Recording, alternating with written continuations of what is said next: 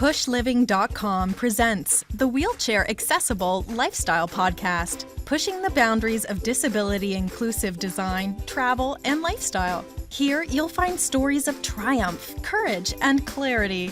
You'll discover you're not alone and hear from inspirational guests from the disability community and beyond. You'll get fresh reviews of the best inclusive travel locations and fabulous products to help make your life more functional, healthy, and fun. We will intrigue, enlighten, and encourage you to live your best life on wheels.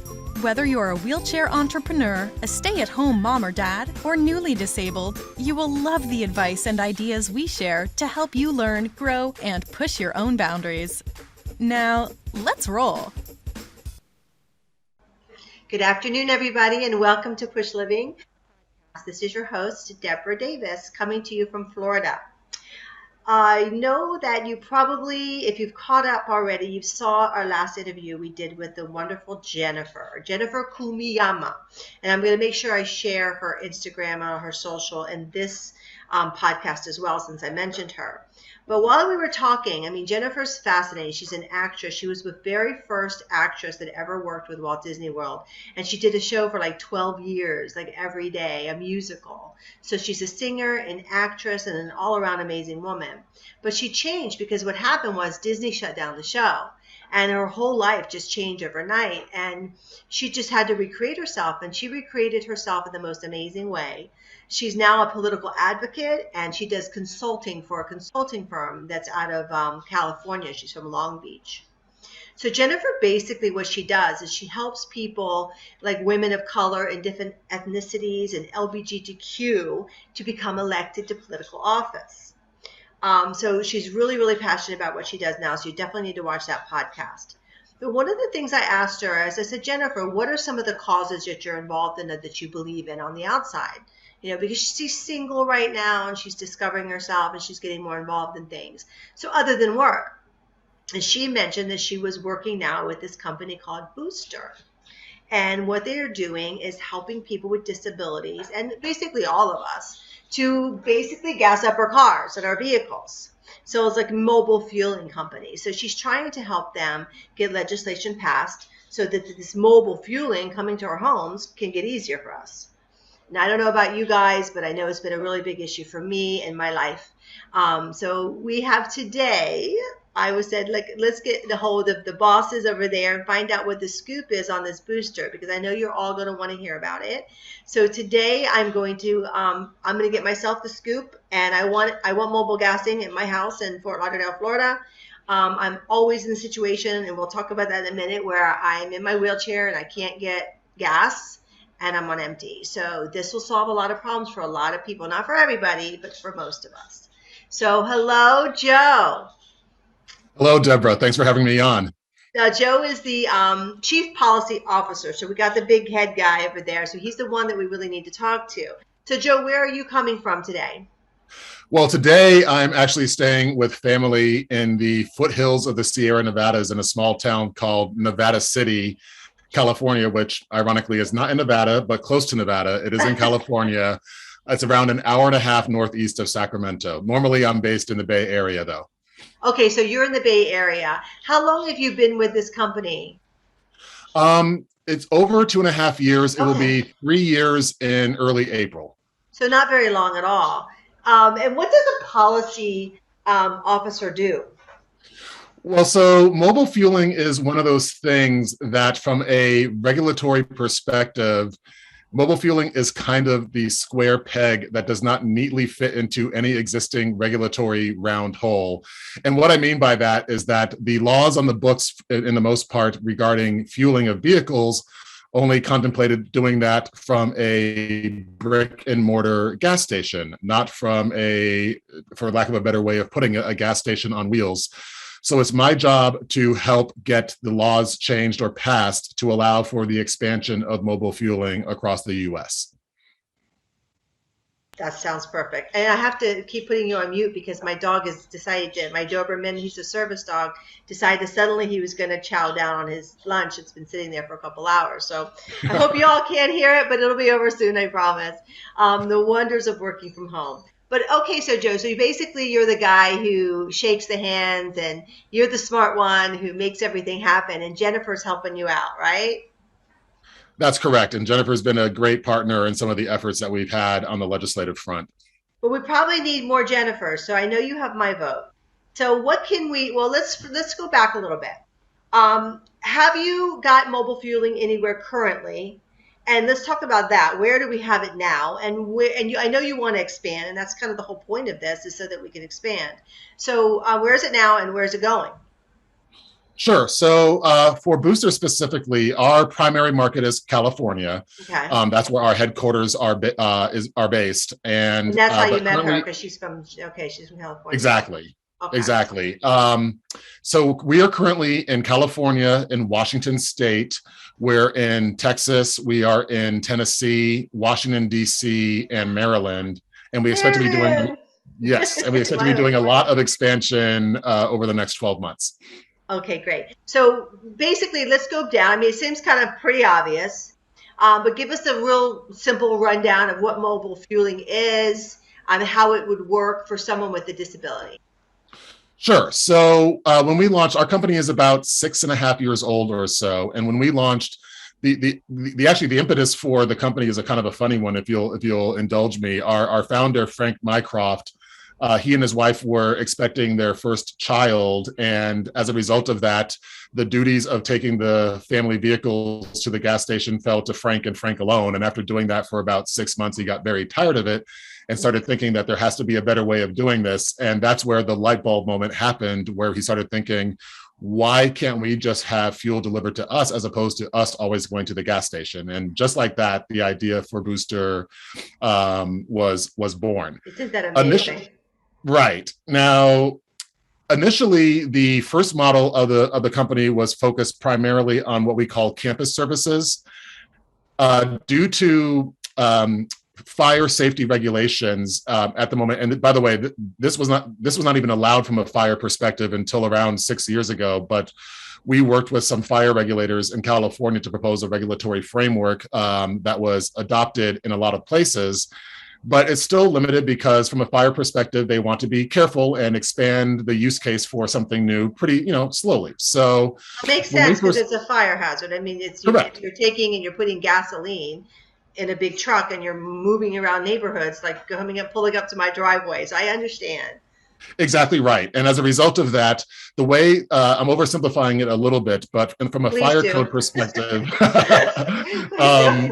the original model was only really allowed to be conducted in industrial and commercial types of locations. Okay, like a campus. Like a campus, right. So when we first launched, we launched what we called our campus model, where the idea was, let's say you work in a typical office park, you show up at 9 o'clock in the morning, you park your car, lock your car doors, but leave your gas tank door open, and then press a button on the app and request a fueling instance. By the time you're ready to drive home at 5 o'clock, we will have come by and fueled your. Oh my gosh. So that was the original model that Booster was that launched with originally. And we still do that. However, as you can probably imagine, when COVID hit, it did impact that model because so many people were working from home and no longer working at the office. So are you saying that you were perfectly happy with that model and you were just going to stick with that and you were never going to go to the homes? Is that the plan? Well, so the homes issue is a little bit, eventually we think that mobile fueling is going to expand to residential. But again, from a fire regulation perspective, it's going to take a little bit of time to get them comfortable with it. But we've already had some interesting successes on the fire regulation front. And I'll give you one example that actually I think speaks specifically to what we're talking about here today. The original regulatory framework for mobile fueling had a provision that said that you could not fuel a vehicle within 25 feet of a building. That was the 2018 version of the fire code. And one of the things that we pushed back on, and we got some support from people with disabilities to help really underscore this issue was, and I'm sure I'm oversimplifying it, but more often than not, if you're looking at a reserved parking spot at an office complex, for a person with disabilities, more often than not, that's going to be closer to the building. And so in the most recent version of the International Fire Code, they changed that 25-foot setback rule to a 10-foot setback rule. So even for something that is new from a regulatory perspective, we're already making progress. We believe that eventually we will get to the point where fire regulators are comfortable with fueling services in residential areas. Okay, well, you kind of got ahead of me there with the disability involvement because I was curious about that. So this guy comes up with this brilliant idea. You start doing the campuses, and then all of a sudden it's like, wait a minute, people with disabilities like this. I mean, that obviously was not something you were thinking of, right, at first. No, it really wasn't. And we found out about it really organically. As with many apps, not only do you have the ability to request the service, but it offers the ability to leave feedback on a service. And, I hope so, yeah. We pay, especially for a new company, we want to pay very close attention to the feedback because if there's things that we should be improving upon, we want to know about it. And we started noticing that we were getting feedback from people who had used our service, but people with disabilities who were talking about how significant having this option was because they really hated having to deal with the gas station, especially in places like California, which, I mean, aside from New Jersey and Oregon, you really don't see any full service gas stations anywhere. And so that's what really kind of put that's when we first realized that not only is this a convenience writ large, but it's perhaps of an even more important convenience for people with disabilities who drive. And think about it. I mean, they keep talking about the baby boomers, and there's going to be more people with disabilities, more people who have mobility disabilities. We're speaking about specifically here, people who drive, but have some kind of mobility disability that they don't want to or can't. They may be a quadriplegic, or they just have, whatever. And Jennifer, by the way, everyone, she was born with a disability where it affects all her limbs. So it affects her hands and her feet. And she does need a full-time caregiver. And because of that, Booster made perfect sense for her. So now she can actually drive and doesn't have to worry about being stuck somewhere and not being able to get help. So people with disabilities start reaching out to you and they're saying, gee, really thank you for this. This is great. I can imagine I would have thought the same way. I would have been like, you're a lifesaver. So then all of a sudden the light bulb went off.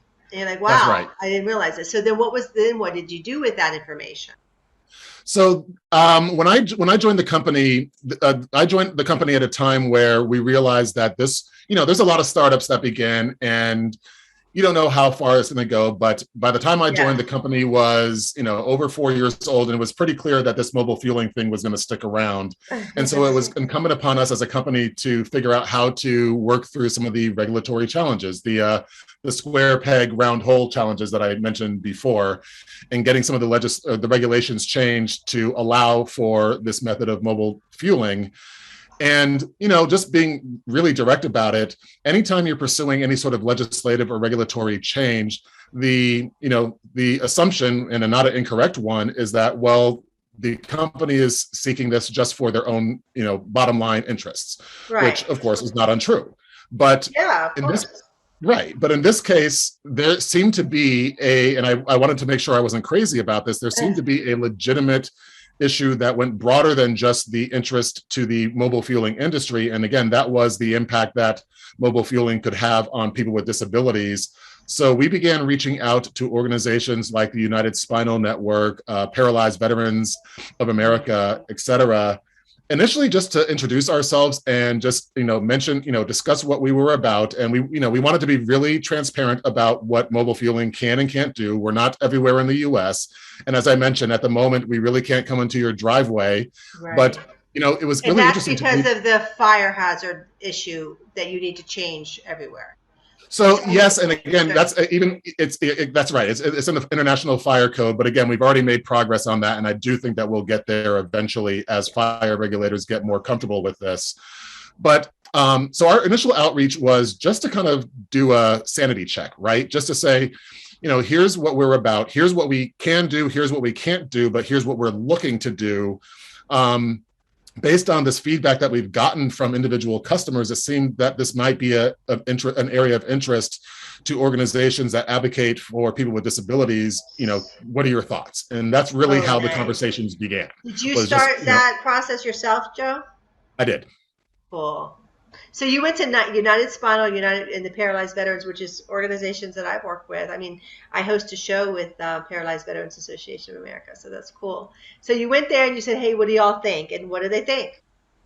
They basically, to an organization, they were all like, yes, this is something that we could be really helpful to our constituents. Wow. So, if there's a way that we can be helpful with legislative or regulatory efforts, let us know, and let's work together to show that, this is bigger than just what is good for the mobile fueling industry. It actually has a very direct and legitimate impact on people with disabilities. And so that's where kind of this coalition between mobile fuelers, and at this point, we probably have, I want to say, like 5 or 6 different disability focused organizations that we work with to try to push for legislative and policy changes to allow for the expansion of mobile fueling.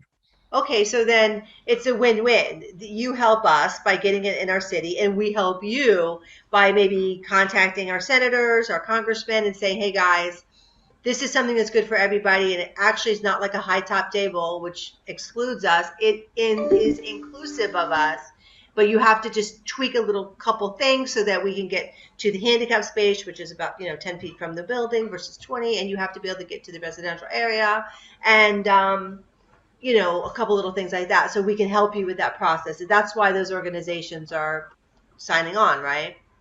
That's exactly right. Exactly Okay. Right. Just to expand the issues, it's more than just, obviously the fire safety is important. The environmental aspect of it, super important. Yeah. But I think it's actually an want to issue talk that, to you about that. I'm glad you mentioned that. So we're going to ask you about that next, because obviously Sure. I care about that. Okay, go ahead. What are the Yeah, other? but I think the average legislator or the average regulator might not initially think about the impact on people with disabilities, just as we hadn't thought about it. So, but it doesn't make sense for me to try to carry that story, or the company to carry Yeah. that story. I can't. I don't pretend to be able to make that case. That case should come directly from the people who are directly impacted, and so that's ultimately kind of the underpinning of the coalition that we have. Excellent. So you're supporting their organizations. You're probably giving them donations or whatever, supporting them however you can, which is your corporation. That's expected. I mean, you help it, and then we help you and get the word out. So essentially, the way we do that is, and I'll put it in the show notes. I'm assuming there's a place we can go. We could get your email and your mailing list and sign up and find out when we can help by some kind of alerts or something.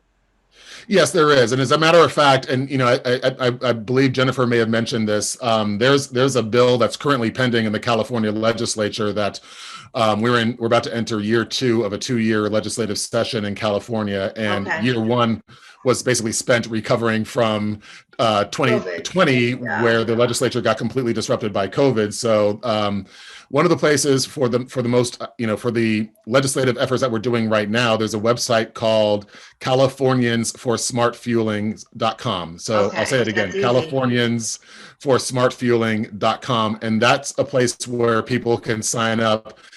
Right now, that is focused on this California legislation, but we will also, anyone who signs up there, we will track and keep in touch with. And if and when, and there obviously will always be future policy issues that we have to overcome in new markets, we will be able to keep in touch with anybody who's interested, who signs up on that website. You can also just go to trybooster.com to just get better. Trybooster.com. I love that. Yes, just to get general information about the company itself. Okay. All right. So I'm just curious about something. Like, is your background in this? I mean, have you ever worked with people with disabilities before? Yes, but in a. I mean, I started to make it personal, but I'm just curious. No, it's all good. Yes, but honestly, it was in a different context. My prior job before this was working for a company. Was working for Lyft, and I know, right? And yes, and one of the things that was God. I know, and it was a very mixed bag on frankly on the disability front, because while we partnered, when I was at Lyft, I partnered with organizations like the Federation for the Blind, because ride sharing was very important to people who are sight impaired. But one of the big challenges, and one, I'll be honest, I felt frankly more or less and less comfortable with, was the role that Lyft played in servicing people servicing wheelchair users. And so as a result of that, I got, I guess I would say I was on both ends of the disability discussion. Trial by fire. Exactly. Both. That was a huge thing. We were peeved about that. Absolutely. And it's funny. I went to a United Spinal. I believe Lyft got sued. I went to a United Spinal conference in Las Vegas right before COVID hit, and actually met somebody who I knew during my time at Lyft, or knew of during my time at Lyft, and I guess I don't want to speak for her, but I think she felt like I had made a change to a company that was a little bit better about trying to represent the interests and needs. Oh my gosh, I'm so glad I asked that question. I got some juicy gossip there. Yeah, now I know the scoop. Because that's a big issue. We face it all the time. I mean, I know some Ubers and all do have the wave, and they're accessible ones, but not in every city. So we need our own cars, and we need to make transport a little more affordable and accessible. And in your case, it's going to make it a lot more efficient for us and safe. Because Jennifer and I kind of talked this. So excuse me, audience, if you watch it, I bore you, but we talked a lot about like that, because I did get some pushback, when I talked about it before, from some of my disabled colleagues when I was talking about you and interviewing you guys. And they're like, well, I don't need it. Like, I'm perfectly independent and I can go to the gas station. I have no problem getting gas. I'm like, well, good for you. Like, I know that you can get out of your car and you're, I get you, but I don't personally want to do it because, number one, my ramp goes down and it goes right down into the area where other cars are going through to get their gas. Not safe. No way, no how. Someone's going to go around there quickly and they're going to hit my ramp, maybe with me on it, maybe before it deployed. Trust me, it's an accident waiting to happen. So that's number one. Number two, as a woman with a disability, sometimes I'm going someplace and I'll be in Hialeah or in the middle on 27 on a route where nobody's around. Do I really want to get out of my car? Yes. If I'm a woman, get out of my car quickly, feel safe, you maybe have a gun with you. But when you're a woman with a disability, think about the number of minutes it takes you to get back safely in your car, transferred, the lift put up. All that time, anybody could just jump in your van and off they go with you, So I don't feel safe fueling up just anywhere. And sometimes I go places and I forget, because I can be a little flaky that way. I forget to fuel up. And now I do have a gas station that I know and I can go to. But if I forget, which I do often, oh my God, I'm downtown Fort Lauderdale, I'm on my way to Miami. Shoot, I forgot I have no gas. And now I'm on empty and I can't make it back to my gas station. I pull in a gas station. I see the number because I'm in Florida and that's our law here. I know it's different everywhere. Excuse me if I'm boring you, Joe, but everybody may not know. No, not at all. So, I pull up to the gas station and I look at the little number. Sometimes it's there, sometimes it's not. And I dial it and nobody answers. Or they answer, they hang up. Or they just keep ringing, or it goes to a fax machine. I've had all of the above. Or they answer and they don't speak English. Now, unfortunately, I do speak Spanish, but I don't speak Indian.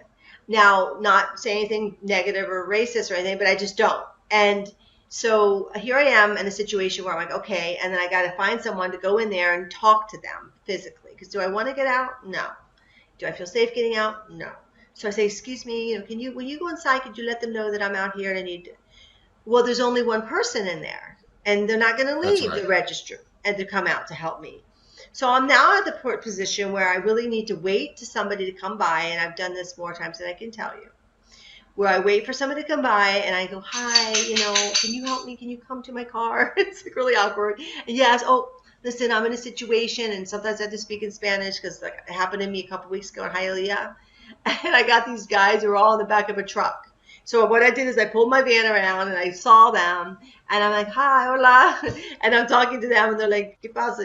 Now I'm kind of cute maybe. So they weren't afraid of me. So they came up to my van and I started talking to them. I said, listen, I need help. I need gas. Can you help me, please? Por favor, ayúdame.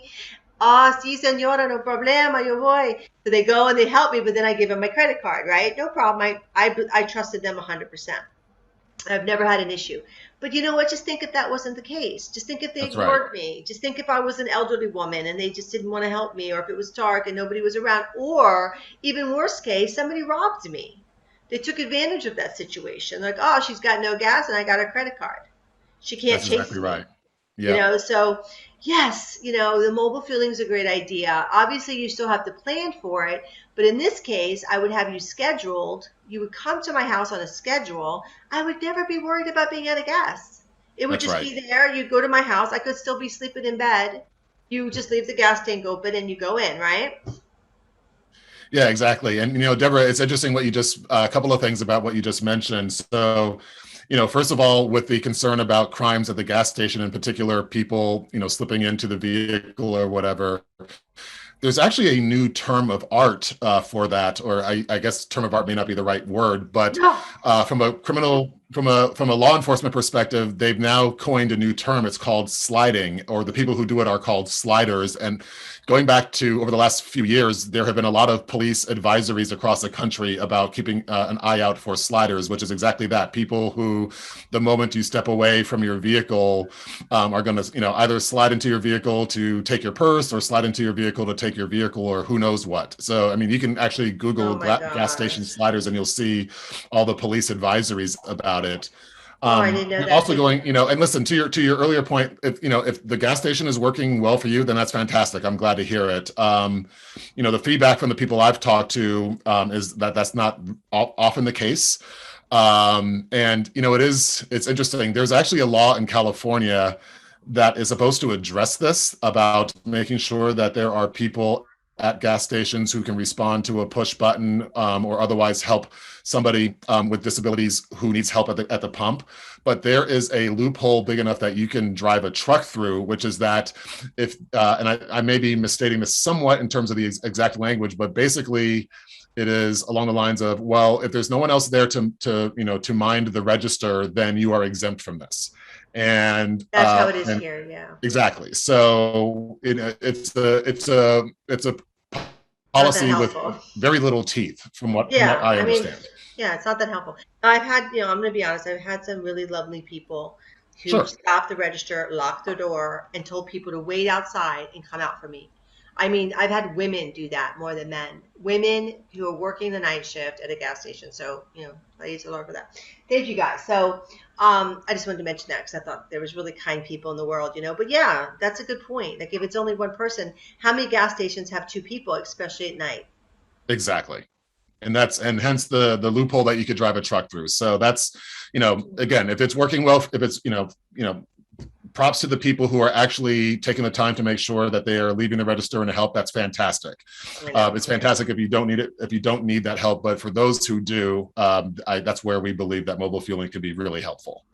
Okay, so I just want to say before I leave, I'm sorry if I scared everybody to death. I don't want to scare people about getting their own gas. It's not my intention. But I am very aware of my environment and my surroundings, and you should be too.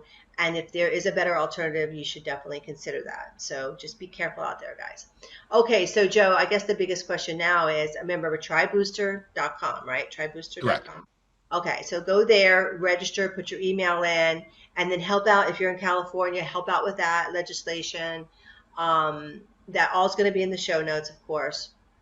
Follow your Twitter. We'll put all your Instagram and everything on our show notes so everybody can follow Fantastic. you and find out what's going to happen. And so I guess the biggest question now is it going to be more expensive? No, and it's a great question. We get that question all the time, and it's not that kind of a question. No, it really is, because I know it's like literally it's one of the first questions we always get, because not surprisingly, people think there's going to be some sort of service charge or what have you, and the answer is no. What we essentially do is we have an algorithm that will take the price at the closest 5 gas stations. The algorithm will average out that price, and then that is the price that we will offer for our fuel. And just so you know, we offer, for gasoline, we offer both premium and regular. And so the same algorithm applies to both grades of gasoline. And the reason that we're able to do that it kind of stems from a couple of things. Number one, and I apologize, this gets a little bit wonky, so stop me if I'm getting too deep in the weeds. But we use what we call mini tankers. Everyone, I'm sure, has seen the big, tractor trailer tankers that they use to load gasoline at a gas station. They're super long. That's not going to work in a mobile fueling context. So what we did was build what we call a mini tanker, which is big enough to still get the gasoline from what we call racks. That's where the big gas stations get their gas from in the big tanker trailers.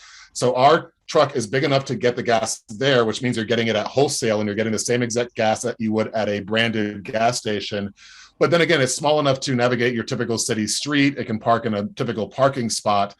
And so the reason I'm mentioning that is that we are getting our gas wholesale. So that's kind of one of the savings that we're able to pass on to the consumer. I always thought that just out of curiosity, I didn't know that gas stations got their gas. So you're saying that when you go to the gas station, you see them putting the gas into the ground. They had gone to a rack. They had their own company people go to that rack, and then they deliver it to there. Okay. Correct. Basically what you'll have is a pipeline from a refinery. The pipeline ends at what is called a rack, and that's where the gas stations will load the double tanker trailer with the gas and then deliver it ultimately to the gas station and pump it into an underground storage tank. Oh, so everybody has to negotiate their own price with the rack?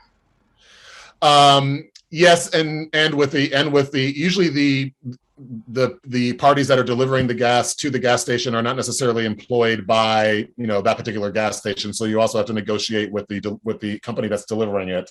Okay. So we're cutting those middle steps all the way out, right? We're going directly to the source rack, and bypassing the gas station and going directly to the end user, which also means that we don't have to maintain the costs associated with a brick and mortar gas station.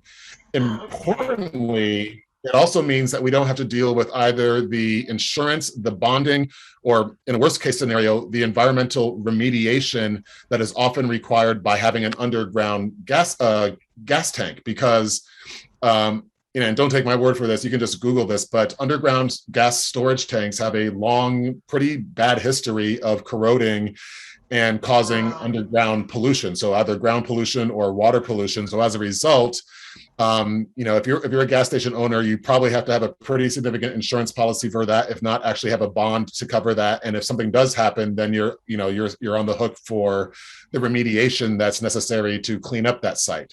We don't have to deal with any of that because we're not storing any of our fuel in an underground storage tank. I know the idea of getting fresh gas sounds a little bit weird, but essentially everything that we are providing it's fresh gas, right? It is coming directly from the rack and going directly to the end user, bypassing the gas station and bypassing the underground storage tank. So that's how we're able to pass on the savings and not have any sort of upcharge to the end user. Nice. It should actually be cheaper. But, so it's kind of like the milkman delivery. The milkman's here. Now it's like the fuel man. We got to come up with a good name for you. The booster man is here. I like that. You should have like a little action figure for the kids, because when the kids, remember, whenever the garbage truck comes, the little kids get so excited. The UPS guy, the mailman. You should have like little booster trucks, and you should have toys. I'm giving you ideas that you should give to the kids.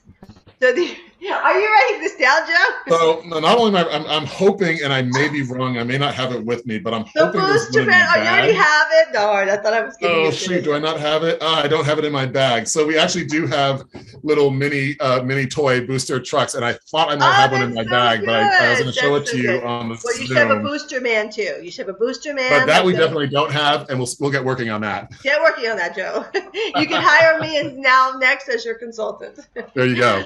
I love it. So, so this guy was brilliant. He started this company, had this little idea. Then he was brilliant enough to hire you. It's not more expensive for us. You're supporting disability organizations and, putting some cash in their pockets, which is great. But in exchange for that, they're helping you out as well. It's not inexpensive. And it seems like it's more environmentally safe.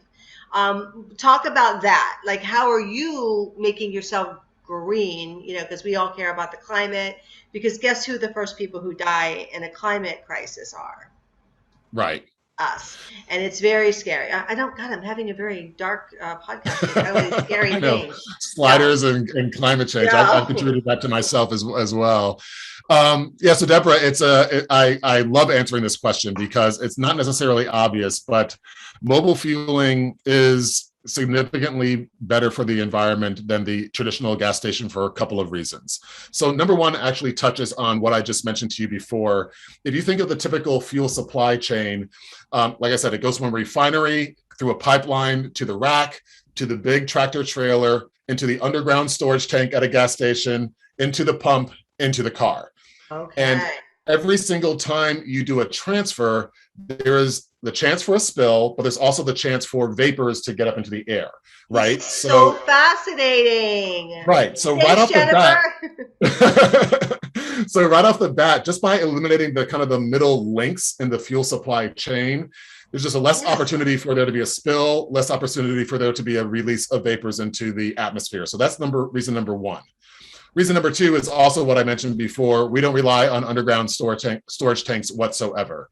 So, every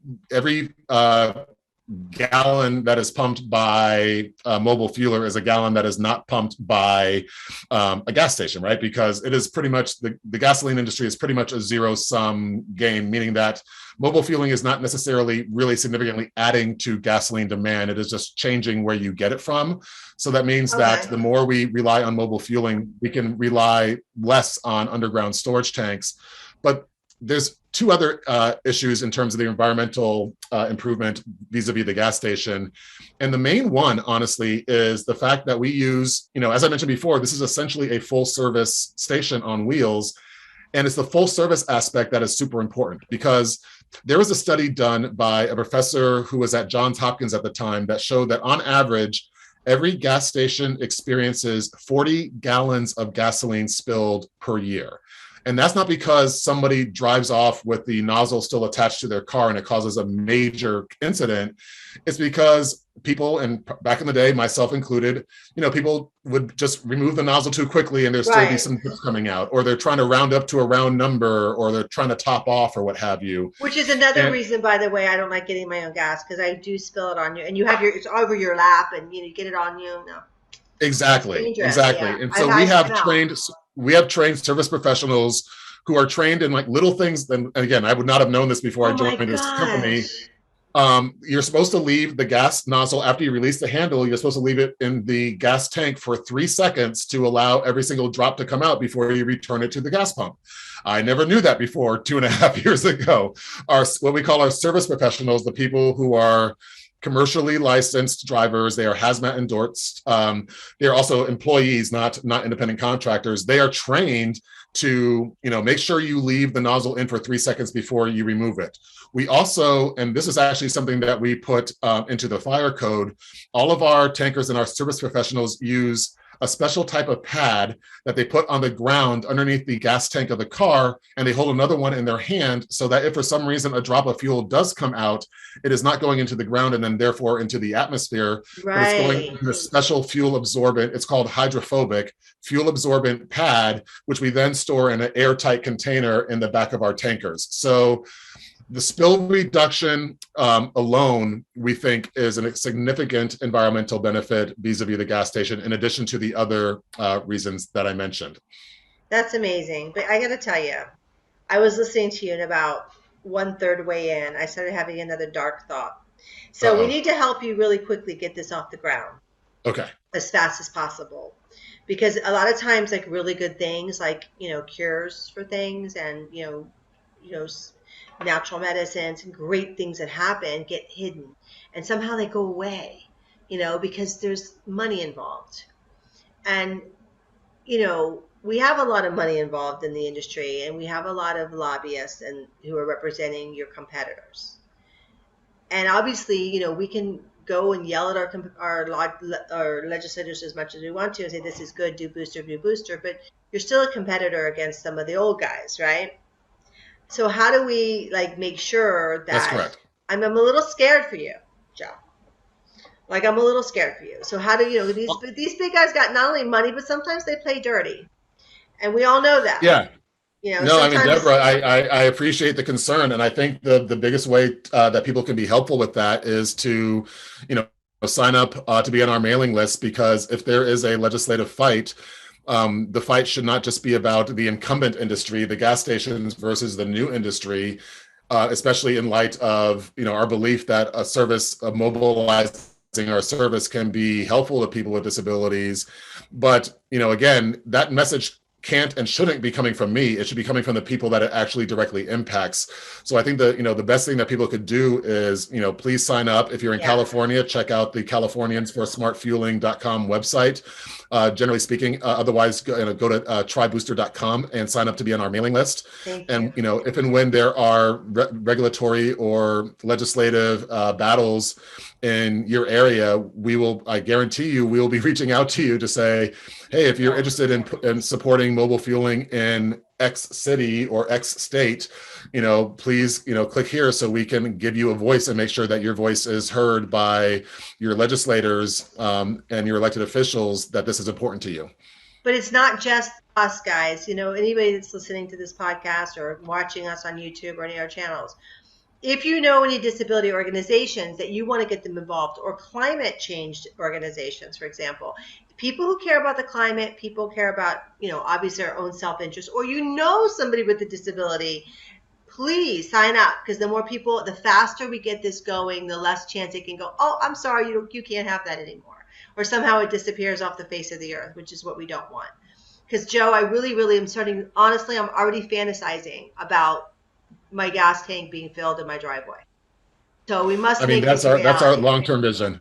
Yep. No, it's really, it's already hard enough in our lives, all the things we have to do. And that's just an added stress that we don't need. And trust me, it's a huge, and Jennifer and I were talking about it. Jennifer says that she doesn't drive a vehicle right now because of it.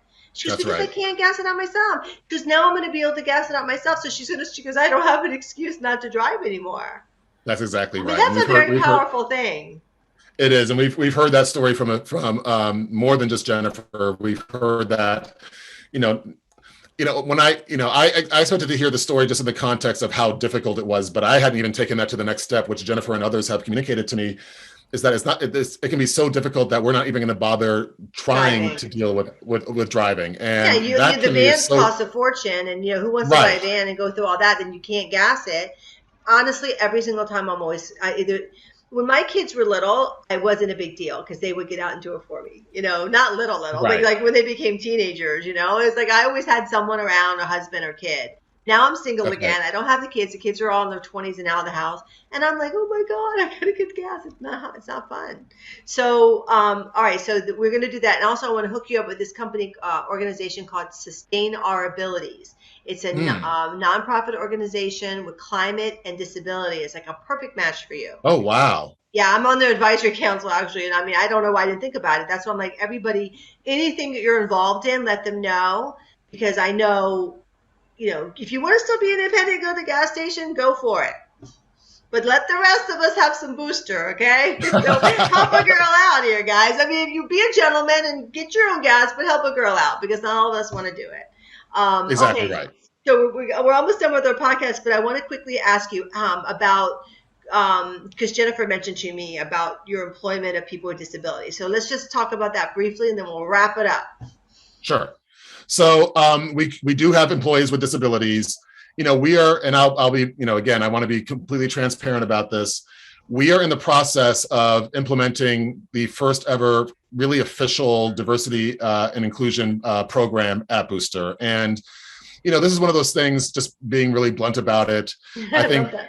I think, most companies, no matter what stage of growth they are, could probably be doing better. The thing that makes me really excited about where we are with Booster is that for a company that is still relatively young, just around 6 years old, and we still are in the area where we only have around, high 200, maybe 300 employees, we are putting in this policy at a time where before we get to a significant growth period, we can actually make sure that we're being mindful and thoughtful and intentional about our DE&I practices. Whereas, I've worked for other, companies before where the moment that they realize that they need to start focusing on it, they've already got thousands of employees, and trying to retroactively be better at that point is super, super difficult, if not impossible. So the culture is going to be completely different. Yeah. Exactly right. So, I think, oh my God, I have the perfect question for you for that. Okay, go ahead. Yeah, no, could we be doing better? Absolutely. Do I think that we're doing better than most, especially at our stage of growth? Absolutely. But we're not going to, that's not something that we want to rest on those laurels. We want to make sure that we are being very intentional and very active. And so we are at the final stages of finalizing that DE&I plan. What does to make DE&I sure that, stand for, Love? diversity, equity, and inclusion. Okay. It makes me proud to work for a company that's thinking about these issues at an early enough stage where it can actually make meaningful decisions about it, as opposed to after the fact when someone's called you out about it and then you try to fix it Oh my God, I love that. retroactively. It's nearly impossible. I'm So so glad I asked yeah, that question. I mean, yeah. and obviously Jennifer's probably advising you on that, so you're good.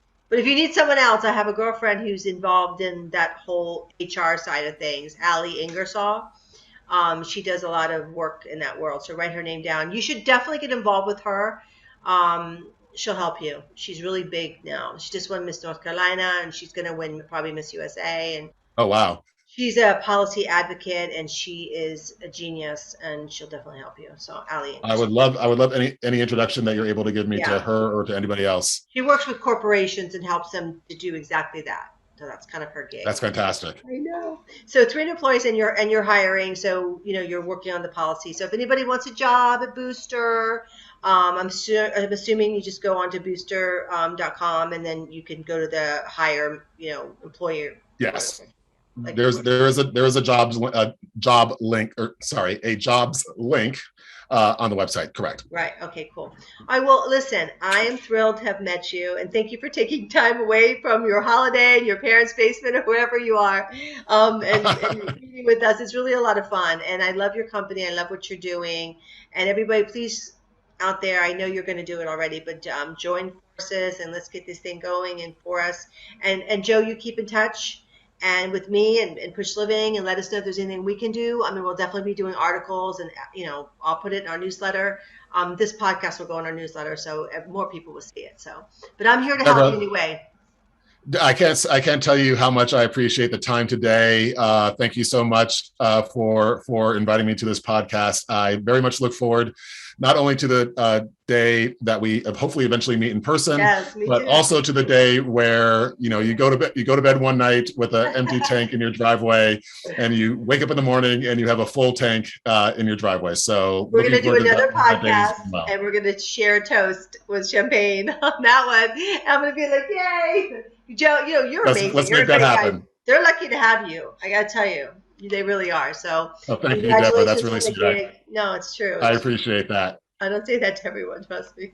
But anyway, thanks, Jennifer, again for inviting us or introducing us to Joe and Booster, and we'll talk to you soon, Joe. Take care. All right, Deborah. Thank you so much. Take care. This podcast is sponsored by PushLiving Photos. Because using disability images in your marketing will help you create a positive and inclusive brand. When you buy PushLiving photo stock images, you get great photos of real people. And you can feel good knowing that your purchase is helping to change lives.